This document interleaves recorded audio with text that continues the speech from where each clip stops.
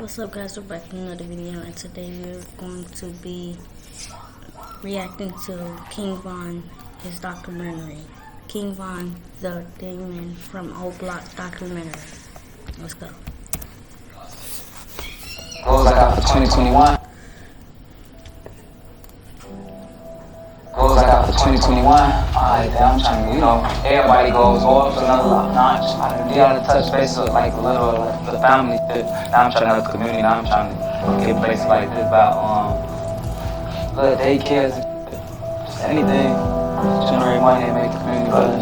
Now I got a lot of friends, but it's now my auntie next line, now my, you know what I'm saying? And then my friends, and I got kids now. You know what I'm saying? So it never stop.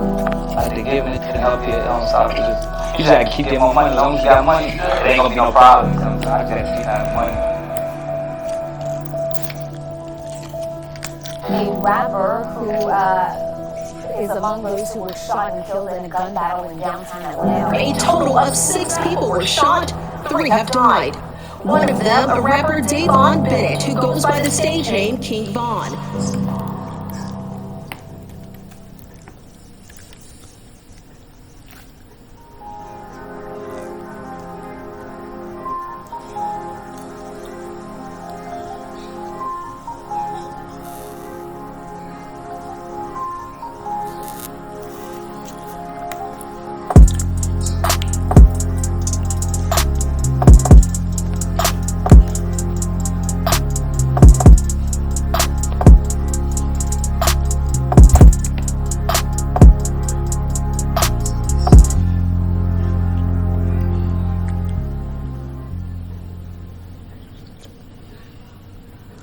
The streets of Southside Chicago has been riddled with violence for quite some time now. Throughout all that violence, though, there were diamonds in the rough with immense amount of talent in hip-hop, specifically in a location now known to the world as O Block. The people living there might have known of O Block for quite some time, but the world didn't until Chief Keef, Lil Durk, Fredo Santana, Lil Reese, and many more started to blow up. And as time went on, more and more artists started blowing up from that area, and Chicago finally once again became a big staple in hip-hop. And just recently, an artist by the name of King Von has started to blow up from that exact area. Through his unique flows and his insane street storytelling abilities, he was just another superstar from O Block, ready to take off.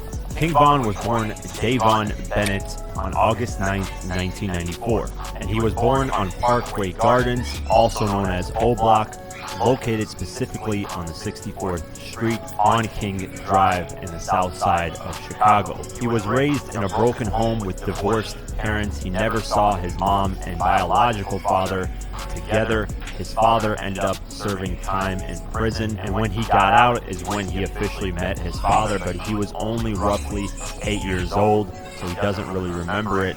Then a couple months later, after meeting him, his father was killed. Despite that, King Von ended up getting good grades in school, whether it was through elementary and through middle school. However, around middle school is when King Von says he started getting involved in the street life, because when he got out of school, he was bored and decided to explore the streets with his friends. And around middle school is when he officially met Lil Durk, and they started to hang out as close friends. Don't nobody really know when they started being bad. That shit was really regular. You know what I'm saying?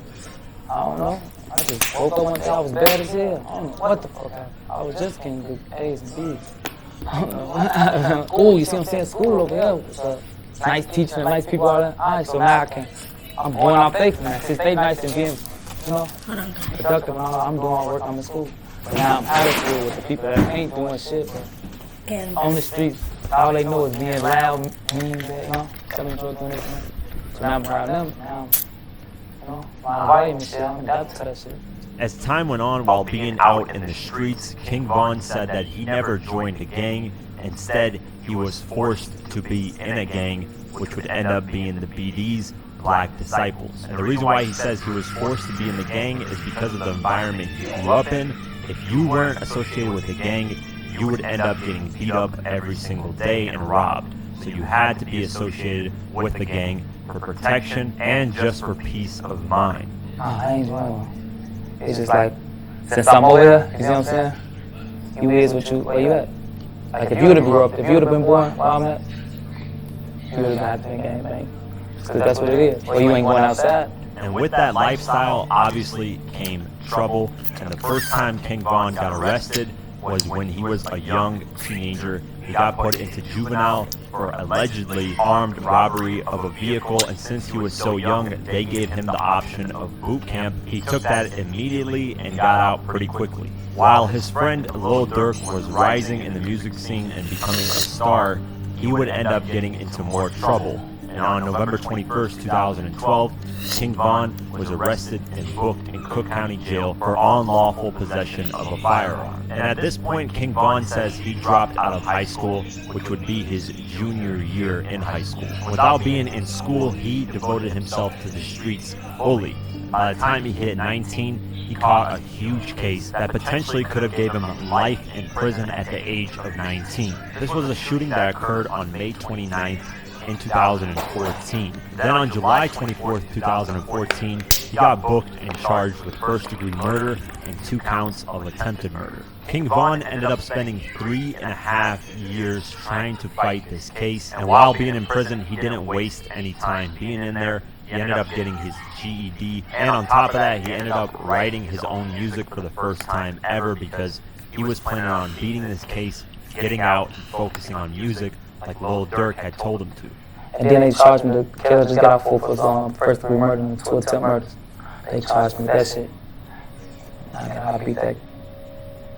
I'm not get to that shit. While in prison too, he ended up getting a cell room with an 80-year-old man, and he would end up taking care of him throughout his whole prison bid. He would push him in his wheelchair. He would remind him to take out his dentures when he went to sleep. And of course, this old guy ended up calling him grandson, and he also got the name grandson because of how he was carrying himself in prison. He was showing respect. He was showing he was a leader in the BD thing. It be old men like that, put you in the cell with like 7, they put me in the cell like that I gotta help him I gotta push him in the wheelchair. They put me in there with a nigga that, nah, for real, like I'm in the cell with a nigga that's 80. I gotta take him to lunch. I don't even know this man, but he in my cell. I gotta take this man, cause you gonna leave this old man there. He's stinking, he lie, he got his dentures in, he be chewing his dentures. He supposed to take him out when you go to sleep, so I'm, school, take your dentures out, man. I'm in jail and he's trying to say him, but I'm his grandson, cause. So you dangerous, but you got a hell of a heart. Man, you know you gotta look out for your people, man. You gotta look out for your people and look out for you. You know what I'm saying? After 3.5 years, he finally beat the case due to lack of evidence towards him.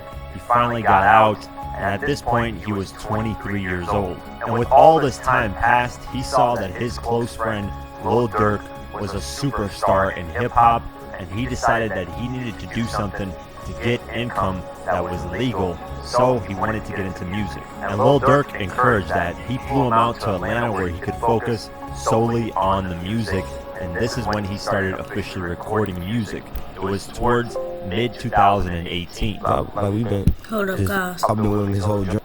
Hold on. Don't forget to like, comment, subscribe, and share. And plus, get him right here.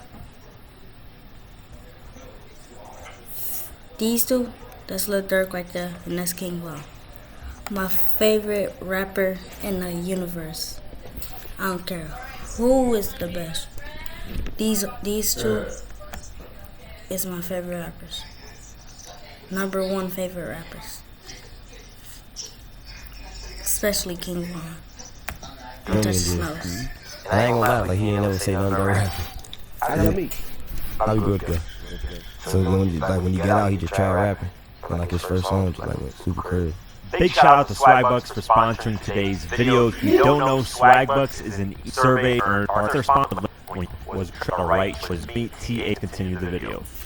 One of the first tracks he released was with his homie THF Zoo called Beat That Body. And the reception for that track was great, so he kept recording music in Durk's house, and Durk taught him how to write tracks, and eventually he came up with the track Crazy Story. And when he released this track in December of 2018, everyone was going crazy at the crazy storytelling ability of this track, and it was something completely different with multiple flows. We made Crazy Story in my house. Like he ain't know how to write a song, none of that shit.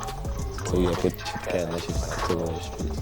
He kept recording music and eventually released Crazy Story Part 2 with Lil Durk and Crazy Story Part 3. And by this time, Lil Durk officially signed him to his label, OTF, and Durk brought King Von to all of his interviews to show him the ropes of how to do things as an artist. King Von also opened up a lot of shows for Lil Durk and performed solo in quite a few cities. And from this, he got a lot of money. And one of the first things he did when he got $100,000 was go straight back to his old neighborhood in O Block and give back to the people. He was very weary about trying to help his neighborhood, whether it's building daycares for children, trying to give back to his community so it can be a better place. He did that multiple times. It wasn't just one time where he gave $100,000, quite a few times. However, King Von would run into more legal trouble, and this time it would be with Lil Durk. On February 5th, 2019, Lil Durk and King Von allegedly shot at somebody in Midtown Atlanta where they robbed someone for $30,000 and more. This victim was shot and nearly died, and there were cameras there that caught the incident. So on June 2019, Lil Durk and King Von had to turn themselves in. The rapper, whose real name is Dirk Banks, turned himself in at the Fulton County Jail earlier tonight. Police say he shot a man outside the Midtown Atlanta restaurant back in February. Then Lil Durk's lawyer immediately worked to get bonds set for Lil Durk and King Von because they had no bond available at that time. The lawyer got to work and got the bond set. Lil Durk was released on June 21st, 2019 on $250,000 bond. Then just a couple days later, King Von was released on a $300,000 bond. Then immediately after that, King Von started focusing on the music once again. And as time went on in 2019, he started to learn how to become an artist, how to conduct interviews, and how to write tracks in full form from hook to verse, hook to verse. Then he finally dropped his debut mixtape on September 20th, 2019, called Grandson Volume 1. And this mixtape was released independently despite being signed to Lil Durk's Only the Family. It was only distributed by Empire Records, and it ended up peaking at number 75 on the Billboard 200 charts and number 37 on the US R&B and hip hop charts. And the reception once again was amazing. He just kept growing his name in the music industry, and as time went on, he started gearing up to drop his second mixtape. The first single he dropped off his second mixtape was called 2 AM on November 16th, I watched all of 2019. his music.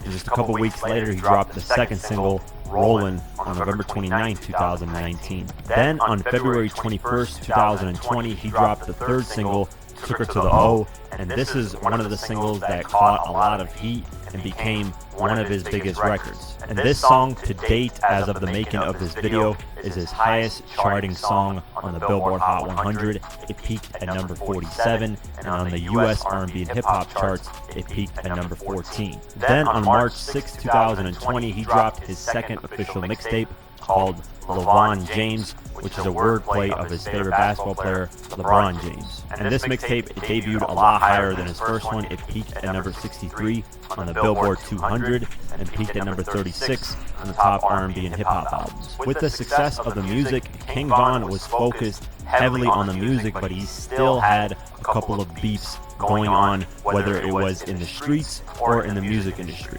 The street beef that he had was with his ops, FBG Duck, who was with the GDs, and King Von was with the BDs, who was on the opposite side, so they had a bunch of street beef. FBG Duck was best friends with a kid named Tuka. Tuka was murdered at the age of 15, and rappers that were part of the BDs, which was the ops, would make fun of Tuka's death, saying things like, "We're smoking on that Tuka," and King Von would actually do that in a couple of his tracks, such as All These Guys featuring Lil Durk. And of course, FBG Duck, being best friends with Tuka, did not like that, so King Von ended up inheriting that beef from the streets. FBG Duck even released a diss track towards King Von called I'm From 63rd. King Von would respond by saying it's trash. The other beefs that King Von had were more industry driven. One was with Famous Dex, and the other was with 6ix9ine. Despite all this, he kept focused on the music, and he was gearing up to finally drop his debut album.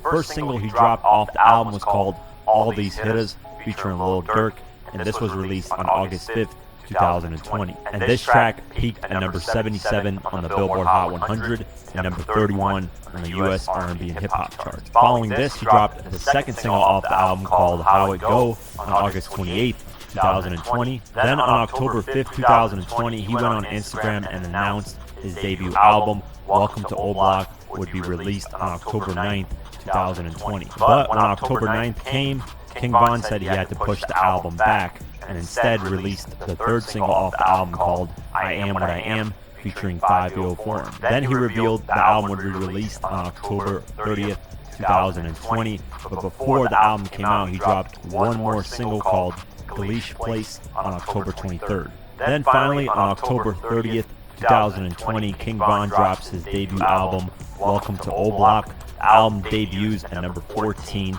and sold 25,000 copies within its first week. King Von, however, would never get a chance to see the first week numbers of his debut album because on November 6th, 2020, King Von would end up getting killed due to an altercation at an Atlanta hookah lounge. King Von that night was out and about promoting his debut album. He had scheduled an album release party at Atlanta's Opium Club on Thursday, November 5th. That night, and everything was going fine. King Von's manager says that after the album release party, they were all scheduled to go back to the hotel and sleep. However, Von's manager says that King Von was off that night for some reason. After the album release party, they all went back to their vehicles and started heading back to the hotel like planned. But King Von's manager says that King Von decided randomly to take a different turn and go to an after-party club. Von hopped in his security bulletproof truck with 2 other people and the driver and randomly decided to go to the after-party club. Once they got there, they realized none of the other people were there, so Von's DJ called and said, "Where are you guys at?" And that's when they realized that Von decided to go into an after-party club and not go back to the hotel. So after King Von's team finally came to the after-party club where King Von was at, they said that King Von was staying in his bulletproof truck for 30 to 35 minutes, not going into the club at all. King Von's friends decided to go back into their vehicles because it was really cold out that night, and they were wondering, what is King Von doing? King Von's manager then comes into the passenger side of King Von's security bulletproof truck and asks him, "Why is it taking forever for you to go inside? Let's go." He then says, "Let's go." His security then checks the building inside and out to see if there's a threat. Now, King Von's manager says that they couldn't bring in guns to the club because it's a security risk, so all the security and everyone else who had weapons had to put it back in the vehicle. Von's manager says that one of King Von's friends came to the driver's side of King Von's vehicle and told King Von that Quando Rondo pulled up to the Atlanta after-party club, and he said that Quando Rondo was essentially lacking, meaning he didn't have anyone around him. It was just Quando Rondo and a driver. And Von's manager says that right when King Von heard that, he immediately got out the car and went at Quando Rondo and started fighting him. And everyone at this time was genuinely confused at what was going on. Nobody in each camp was even prepared. Then a white car pulled up and King Von's team had no idea who that white car was affiliated with. Out the car came Lil Tim, which was Quando Rondo's friend. He comes from the backside of King Von and shoots him multiple times. King Von's manager says that Lil Tim let off 5 to 6 shots. 2 of the bullets hit King Von. 1 hit him in the torso, 1 hit him in the thigh. 1 of the bullets hit King Von's manager, and King Von's manager says that King Von was using Quando Rondo as a shield while he was getting shot at. And when this happens, all hell breaks loose even more. The police that were guarding the area that night decided to get involved in the altercation and started shooting randomly at basically everyone there, and that's when everyone started scattering around. People were running back inside the club hoping they wouldn't get hit. And once things settled down, King Von's team went immediately to King Von, got him and put him in the back of their vehicle and drove him to the hospital. Apparently Quando Rondo was yelling out that King Von got shot, so his team heard that and ran towards him to help him out. His team ended up putting him in the back of a vehicle. They drove off to the Grady Hospital in Atlanta, and apparently King Von was conscious the whole time, telling the people in the car to calm down and relax and that he's going to be okay because everyone in the car was panicking about what just happened. They drove him to the Grady Hospital in Atlanta and immediately started performing surgery on him, but during the surgery process, he didn't make it. When the news officially came out, it was reported that King Von was in critical condition and that he was shot by the Atlanta Police Department. But as time went on, we realized obviously this wasn't the case. In the afternoon of November 6, 2020, it was officially announced that King Von had passed away at the age of 26. It was also reported that someone else had passed away as well, and 4 other people were injured, including King Von's manager and Lil Tim, who was the one who shot King Von. A couple days went on, and Lil Tim was officially charged with the murder of King Von. And as time went on, more security footage came out. Quando Rondo's team and lawyers are now saying they are practicing self-defense in this incident. And in Georgia, we have a stand your ground law. And that means that if your life is in danger at any moment, you have a right to defend yourself, whether you shoot at them or kill them. After this, there were a lot of rumors as to why Quando Rondo and King Von got into it. There were rumors that it's because NBA Youngboy and King Von were dating the same type of female, but King Von's manager denied that. King Von's manager denied actually a lot of rumors that were going around, and all these are false. They're just claims from media sources that don't have any sources. King Von's manager, however, did say that King Von went on Instagram Live quite a few times and said that he would put hands on Quando Rondo and his team, and he never mentioned that he would use weapons if he ran into them. And of course, I see a great future for you. Adventures. If you don't want to see an ad, you press that, and then this, and then this. After King Von's passing, his album saw a huge uptick in sales the following week. The album ended up rising to number 5 on the Billboard 200 charts and sold 41,000 copies that following week. King Von's family and management company have released a statement about how they're going to move forward with King Von's remaining music. They said, "Thank you to everyone who has showed their outpouring of love for King Von. You all played a massive role in Von's accomplishments, and by continuing to play his music and sharing your stories about how he has inspired and influenced you all, you're keeping his legacy alive. To celebrate Von's artistry, vision, and immense love that he had for his fans, we will be continuing his rollout of Welcome to O Block while working to share unreleased music and interviews that he devoted his creativity into completing. Von had also been working on new endeavors that we will be announcing down the line. Love, Von's family and team." Von had plans of putting on all the people around him. He was actually going to get most of the people around him signed to a record deal and have them have $50,000 in their pocket. He's gone back to O Block and given back $100,000 quite a few times, and he had plans to open up daycares in O Block and just improve the community over there. I only say that to say this: King Von was often painted by the media as this demon person who didn't care about anyone at all. And days before King Von passed, he did an interview where he explained how upset he was at YouTubers or the media in general that were painting him in such a negative light. Now, I'm not saying King Von was the most perfect human being, but we must remember that King Von is just a product of his environment. Any one of us watching this video right now, even me, the one who created it, Right. we were put in an environment where every day was killing and every day was poverty, every day was struggling. You yourself would turn into a savage because that's the only thing you can do to defend yourself in that environment. Von himself in interviews has said he wishes his mother was born in a better environment because he would have turned out a lot better as well, but he says he was dealt the cards that he was dealt with, and this is how his life turned out. That ain't squash it. I wish it never happened in the first place. Like, I wish a lot of shit ain't never happened. You know, you wish, of course, you wish your woman never got killed, of course. But you know, that you in a different space in life right now. You know what I'm saying? Yeah, like it'd have been. I wish I never grew up in the projects. I wish a lot of shit. I wish my mama had some money. A lot of shit. If I could wish a lot of shit would be different. But it just happened like that. And he tried to make the best of it. He was improving. He was trying to improve his community that he grew up in. He was trying to put on his friends. And unfortunately, he didn't get the best chance to do that. His life was cut short at the young age of 26. And while working on this documentary, I ran into a Tupac interview that is over 25 years old and still is true to this day. You hear a lot of controversy going on right now about. Okay, we're not doing Tupac.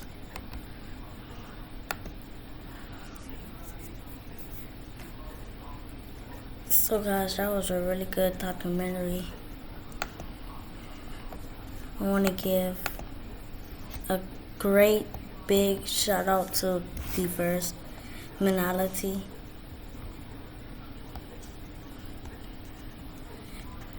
And don't forget to subscribe to his channel and my channel too. His channel will be in the description below. And you guys please subscribe to my YouTube channel.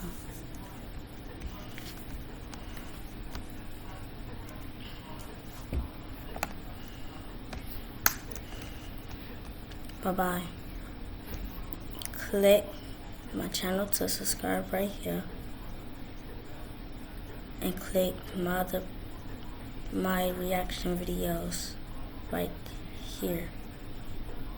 So subscribe right here and click my reaction videos right here. Please subscribe. Bye bye.